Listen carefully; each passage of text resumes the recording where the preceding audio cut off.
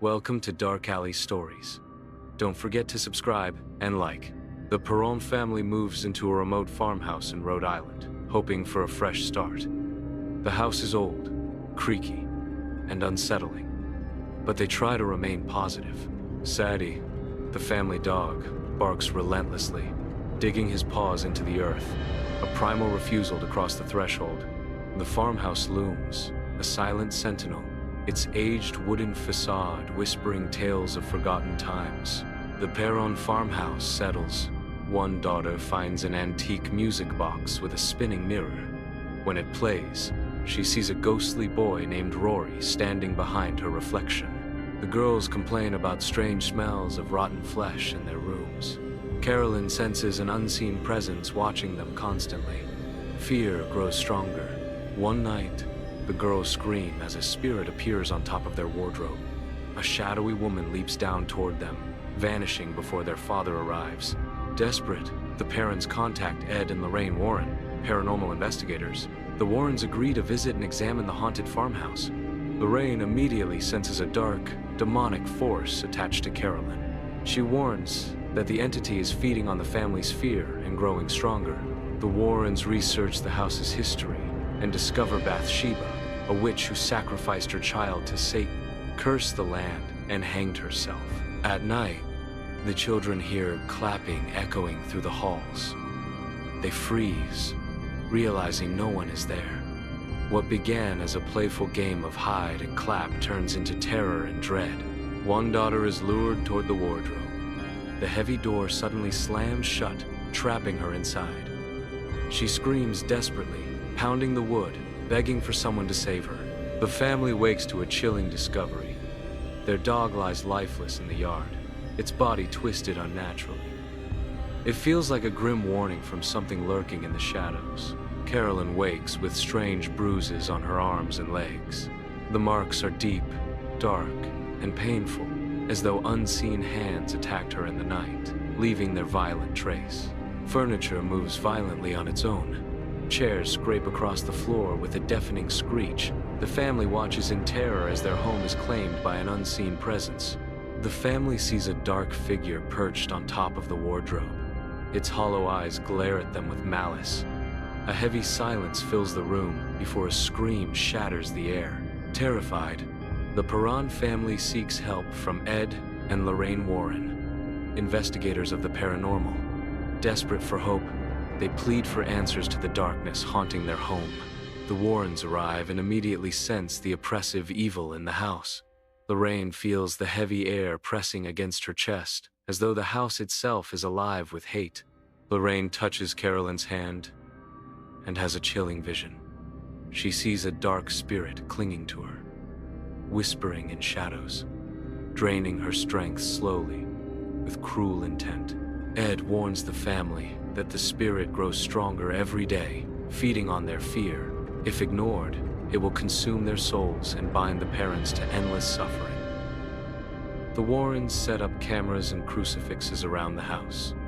Cold winds sweep through the halls, doors slam, and objects fly. Fear grips the Perron family. Carolyn levitates suddenly, screaming as invisible hands claw at her. Lorraine and Ed rush to her side, praying and commanding the dark spirit to leave. The children hide under beds, terrified as shadows twist violently around them. Strange whispers echo, chilling the air, making the house feel alive with malice. A music box spins on its own, reflecting ghostly figures in the mirror. The eerie melody fills the halls, making every corner seem haunted. Bathsheba's ghost appears, pale and hollow-eyed, screaming with fury. Her presence chills the air and terrifies the Perron family even more. Lorraine's glowing aura surrounds Carolyn, forcing the spirit to recoil. Furniture crashes as the exorcism continues, the family huddled in terror. Cold air brushes everyone's skin. Objects levitate briefly, then slam down. The spirits fight back, resisting the Warrens' prayers. Carolyn screams as the spirit attacks with invisible force. Ed and Lorraine struggle to hold her down, their faith tested in this horrifying battle. Shadows stretch across the floor, forming clawed hands that reach for the children. Every corner seems alive, pulsating with malevolent energy. The exorcism intensifies. Lorraine chants prayers, light surrounds Carolyn, and the spirit shrieks, finally weakening under the holy power.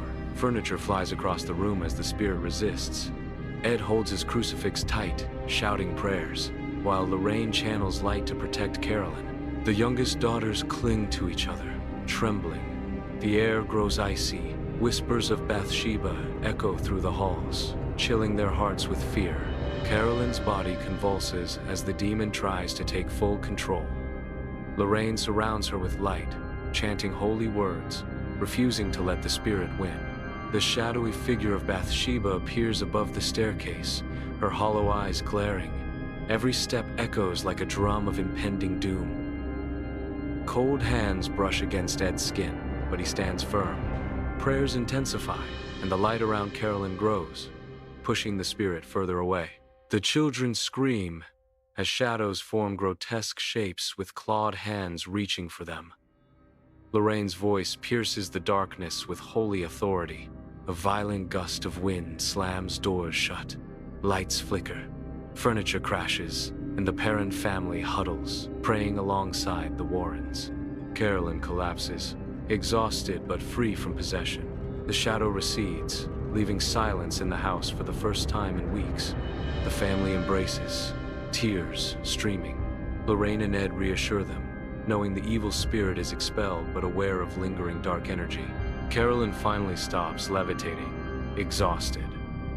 The spirit hisses and retreats, leaving the house silent for the first time in weeks. The children hug each other tightly, tears streaming, feeling safe for the first time since the haunting began. Ed and Lorraine comfort Carolyn, assuring her that the spirit is gone and she is free, though residual dark energy lingers. The Perron family thanks the Warrens for their bravery and guidance. The house, though calm, still carries memories of horror. Outside, moonlight casts pale shadows over the farmhouse, illuminating the quiet yard where the dog once lay. Lorraine senses faint dark energy, a reminder that evil may return, but the immediate threat has passed. The family sleeps peacefully for the first time in weeks, no noises disturbing them, a temporary relief settling over the home. The Warrens pack their equipment, reviewing footage captured during the exorcism, noting shadows and objects moving on their own. Ed reassures the family that they are safe for now. Lorraine prays softly, feeling the lingering presence fade further into the night. As dawn breaks, the farmhouse basks in pale sunlight. The Perrons, exhausted but free, embrace, marking the end of their nightmare.